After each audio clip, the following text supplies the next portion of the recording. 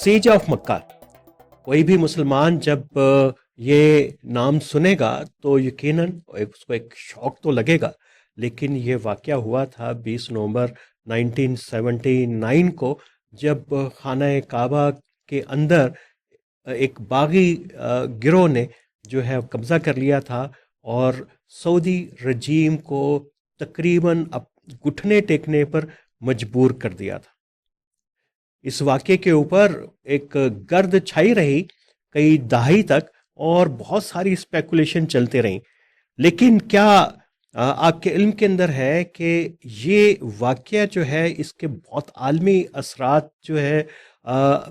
नमूदार हुए थे, और ये कि उसके बाद जितना इस्लामी ममालिक के अंदर और ख़ास तौर के ऊपर पाकिस्तान और अफ़गानिस्तान में जो मिलिटेंसी का मंजरनामा बना, जो जहाद का मंजरनामा बना, उसका इससे गहरा ताल्लुक़ है। और ये भी कि उसामा बिन लादेन का ताल्लुक़ भी इसी एक वाक़ये से है।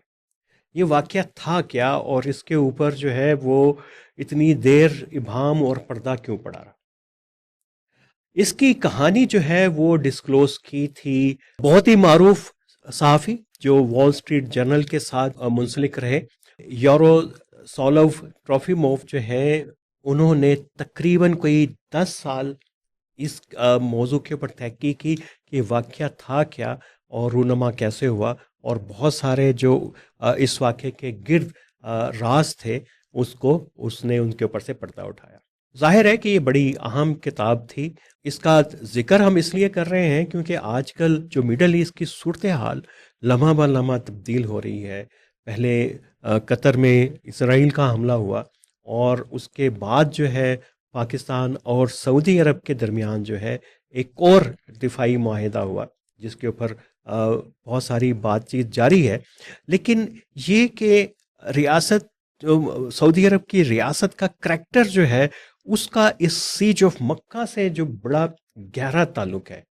क्योंकि ये जो एक वाक़या था ये पिछले सऊदी रियासत के बनने से ये शुरू होता है। उसका एक पॉइंट था 20 नवंबर 1979, और ये जो 14 दिन तक जॉयमैन अल-सैफ का कब्जा रहा खाना काबा के ऊपर उसके मिलिटेंट्स का, वो एक अहम पॉइंट था। और उसके बाद से 9/11 तक जो है वो दूसरा पॉइंट है।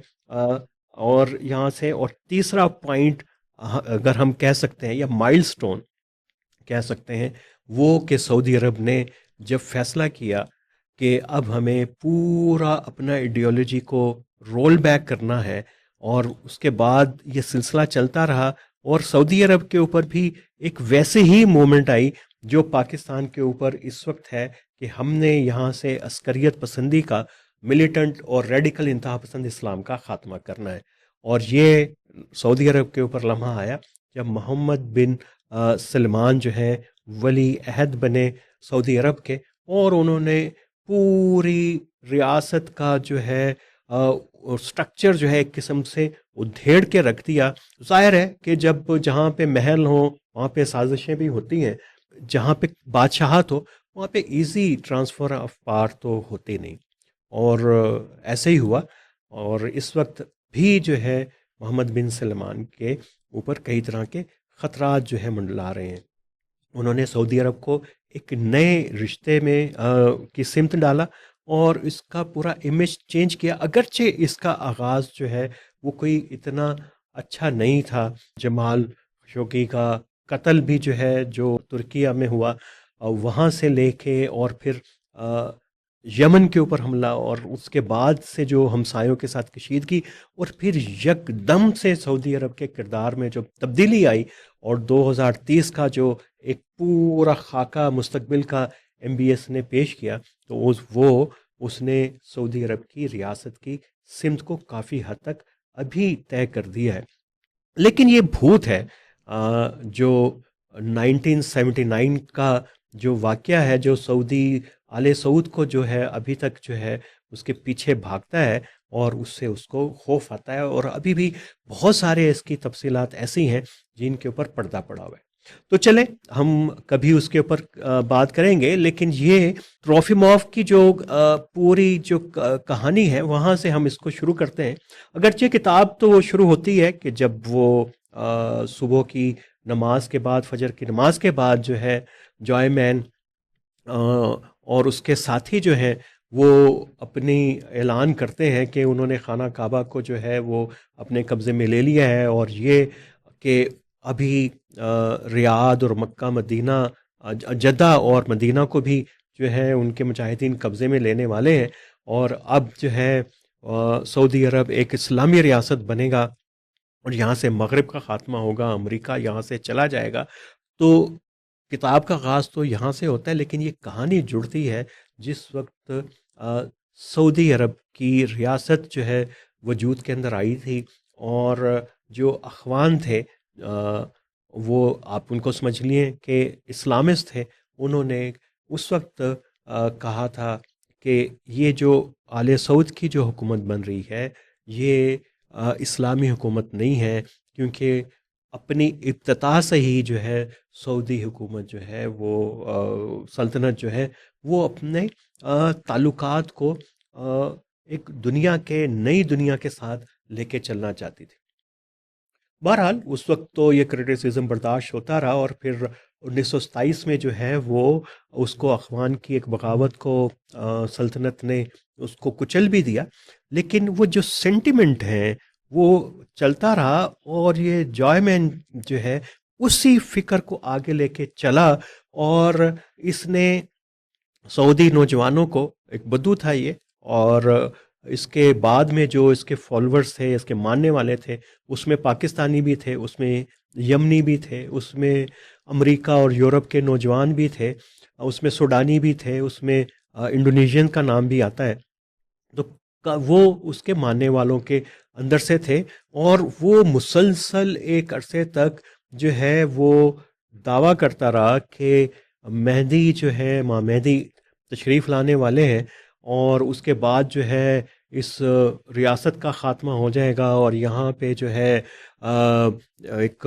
اسلامی حکومت آ جائے گی، اور بالکل یہاں سے دنیا سے خاتمہ ہو جائے گا ویسٹرن سویلائزیشن کا، اس قسم کے اس کے دعوے ہیں، اور اس سے وہ متاثر لوگ ہوتے رہے، اس کے قریب کافی لوگ اکٹھے ہو گئے، اور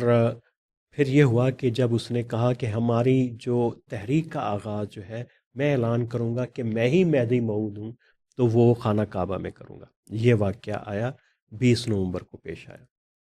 اس واقعے کی بڑی سنسنی خیز تفصیلات ہیں، کیونکہ جب یہ واقعہ پیش آیا تو اس وقت جو ہے تہران میں خمینی صاحب کا انقلاب آ چکا ہوا تھا، اور ان کی جو امریکن امبیسی تھی وہ اس وقت اس میں جو ہے وہ طالب علم جو گھس چکے ہوئے تھے، ان میں ایک احمدی نژاد بھی تھے جو بعد میں ایران کے صدر بنے، تو ان کو ہاسٹیج بنایا گیا امریکی سفارتکاروں کو۔ ایک بہت ہی لمبی کہانی ہے، تو اس کے اوپر ہم کبھی علیحدہ سے بات کریں گے۔ اور یہ کہ جس وقت یہ خبر پھیلی تو پہلا شک تو گیا کہ یہ ایرانی شیعہ ہیں اور انہوں نے واقعہ کیا، اور اگر آپ آج بھی لوگوں سے پوچھیں اور جو پرانے بزرگ ہیں وہ آپ کو یہی بتائیں گے کہ ایران نے ہی وہاں پہ یہ قبضہ کیا تھا، حالانکہ وہ عرب بدو تھے جنہوں نے یہ سارا واقعہ سر انجام دیا، اور اس کے نتیجے کے اندر پھر ایک خبر یہ چلی کہ یہ تو اسرائیل نے کر دیا، اور پھر یہ کہ یہ تو امریکہ اس کے پیچھے ہے اور اس نے قبضہ کیا۔ حالانکہ امریکہ میں اس وقت جو بات چل رہی تھی کہ اس کو کیسے، اس سیج کو جو ہے، اس محاصرے کو جو ہے، قبضے کو جو ہے کیسے اس کو ختم کیا جائے، لیکن ہوا یہ کہ دنیا کے بڑے بڑے جو اسلامی ممالک ہیں، جو ایون کے مغرب کے بھی کیپٹلز ہیں، ان میں امریکی سفارت خانوں کو گھیر لیا گیا۔ پاکستان بھی شامل تھا، بنگلہ دیش، اس میں انڈیا بھی شامل تھا، لیبیا بھی، لیکن جو پاکستان اور لیبیا کے اندر جو ہوا وہ خاصا اندوناک تھا، اور بات جو ہے وہ اسلامی جمعیت طلبہ جو ہے وہ امریکی سفارت خانے کے قریب جو ہے پہنچ گئی تھی، اور ضیاء الحق جو ہے اطمینان سے بیٹھے رہے، اور یہ بھی اس واقعے کے اوپر ایک علیحدہ سے کتاب ہے وہ گھوسٹ وارز کے اندر جو اسٹیو کول کی کتاب ہے اس میں اس کا تفصیل سے ذکر ہے. ضمناً جو ہے وہ ٹرافی موف نے بھی اس کے اوپر جو ہے وہ ذکر کیا ہے اپنی کتاب کے اندر کہ ضیاء الحق کیسے جو ہے وہ ٹال رہا تھا اور مریکنوز کے ساتھ جو ہے اپنے بارگین پوزیشن کو مضبوط کرنے کی کوشش کر رہا تھا. اور یہ ایک بہت ہی بڑا ٹرننگ پوائنٹ تھا پاکستان یو ایس ریلیشن کے اندر بھی. تو بہرحال یہ واقعہ ہوا اور کیا یہ ایک بہت ہی عجیب اور اچنبے کی بات تھی کہ اس چیز کو ختم کرنے کے لیے جو ہے وہ غور کیا گیا کہ کہاں سے جو ہے امداد طلب کی جائے اور پاکستان کا نام بھی آیا. سب سے بڑا خطرہ یہ تھا کیونکہ جو آ، اس کا جامعہ ان کا جو انفلوئنس تھا الکتابی غالباً اس کا پورا نام تھا سیف الکتابی. تو اس کے تو فالوور ہیں اور میں خانہ کعبہ کے اندر گولی چلانا کسی مسلمان کے لیے ایک بہت ہی ایک جو ہے مشکل کام تھا. اور اس کے لیے بہت ٹائم لگا یہ فیصلہ کرنے میں کہ ان کے خلاف آپریشن جو ہے وہ کون لیڈ کرے گا. بالآخر فرانس کی جو ہے مدد لی گئی اور ان کے اسپیشل کمانڈوز بلائے گئے ایڈوائزر کے طور کے اوپر. ان کے سامنے ڈرائنگز رکھی گئیں سرنگوں کی اس کی راہداریوں کی جہاں جہاں پہ بھی یہ ان کا قبضہ تھا. اور اس آپریشن کو جو ہے بہت ہی بروٹلی جو ہے لیڈ کیا تھا سعودی فورسز نے اور انہوں نے اس اس کا خاتمہ کیا. اور جب بعد میں پاکستانی ٹروپس جو ہیں وہ شامل ہوئے جب جو مرحلہ ان کی صفائی کا مرحلہ اور ان کو ہٹانے کا کام لاشوں کو ہٹانے کا کام اور یہ کہ اگر کوئی زندہ ہے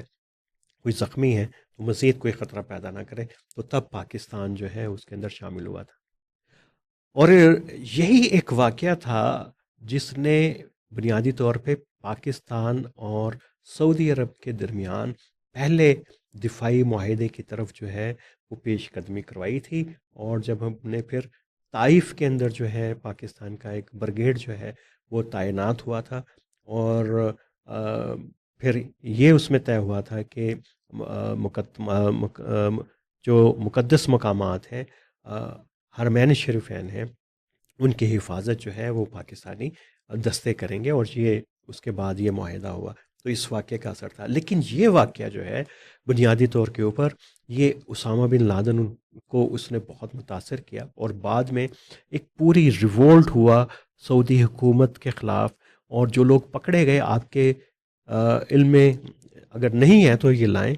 تو جس طریقے سے جب افغان سوویت وار شروع ہوئی تھی تو ایجپٹ کی لیبیا کی جیلیں کھول کے سارے جو لوگ ہیں افغانستان پاکستان بھیج دیے گئے تھے. اسی طرح جو لوگ اس سیج میں شامل تھے ان کو بھی افغانستان پاکستان بھیج دیا گیا کہ جا کے آپ افغانستان میں جہاد کریں. اور اس کا ایک اثر یہ ہوا کہ جو سعودی ریاست نے جو ہے وہابی اسلام کو تاکہ اس کے اوپر پریشر کم ہو اس نے وہابی اسلام کا پھیلاؤ جو ہے اس نے شروع کر دیا اور کئی چیریٹیز بنائی. اور اس کا ایک پوری ریاست کی سختی اور ایک مذہبی سختی جو ہے اس کے اندر آئی اور اس نے پوری دنیا میں ایک سخت وہابی اسلام کا جو ہے وہ پورا اس کو پرچار کیا. اور ویسٹ کے اندر بھی انہوں نے بہت ساری انویسٹمنٹ کی اسلامک سینٹر بنائے اور انڈونیشیا سے فلپین بلکہ فجی سے لے کے جو ہے وہ مراکش تک اس وہابی اسلام کے لیے انہوں نے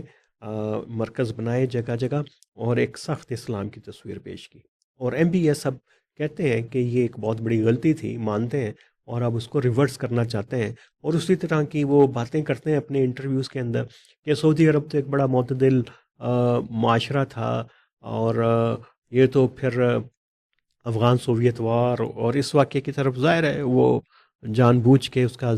ذکر اتنا کھل کے نہیں کرتے اس کی طرف اشارہ کرتے ہیں کیسے ریڈیکلائزیشن ہوئی اور سعودی جو ہیں کیسے. اور اب تو ظاہر ہے کہ آپ کو پتہ ہے کہ نئے نئے ایسے شہر بنا رہے ہیں کہ جو ماڈرن سعودی عرب کی جو تصویر اس کو پیش کریں گے تو اس کو ریورس کرنے کا پروسیس جو واقعہ 20 نومبر 1979 میں ہوا تھا اس کو ریورس کرنے کا کام بنیادی طور پہ ایم بی ایس نے جو ہے اس کو شروع کیا.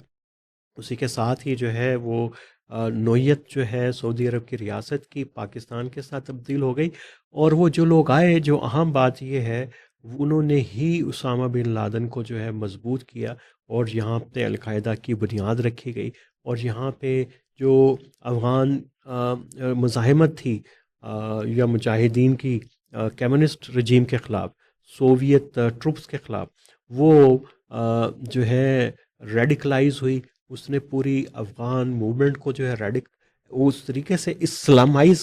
میرا خیال ہے کہ زیادہ مناسب ورڈ ہے، کہ اس کو ایسی ڈائریکشن دی، اس کو ایسے رنگ میں رنگ دیا کہ وہ ایک عالمی موومنٹ کے جامعین کے کلر کے اندر، اسامہ بن لادن کے ویژن کے اندر جو ہے وہ کنورٹ ہوتی چلی گئی، اور اس کا خمیازہ پاکستان ابھی تک بھگت رہا ہے. سعودی عرب نے تو فیصلہ کر لیا ہے کہ وہ اپنی ریاست کی سمت درست کرے گا، اور اپنے معاشرے کو جو ہے وہ